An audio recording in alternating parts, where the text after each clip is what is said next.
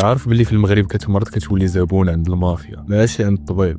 السلام عليكم. المغرب كيصرف ازيد من 17 مليار درهم سنويا على الادويه، ولكن حسب تقارير منظمه الصحه العالميه الاثمنه هنا من بين الاغلى في العالم. دواء ديال السرطان كيتباع في فرنسا ب 2000 درهم وهنا ب 8000 درهم. مضاد حيوي بسيط في اسبانيا ب 30 درهم هنا ب 120 درهم. شنو كنفهموا من هادشي؟ الفقر كيساوي الموت والغني هو اللي عنده الحق في العلاج، ماشي صدفه. هذه منظومه احتكار ممنهجه كتخلي المواطن رهينه للمرض.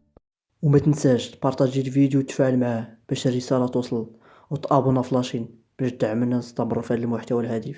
السلام عليكم.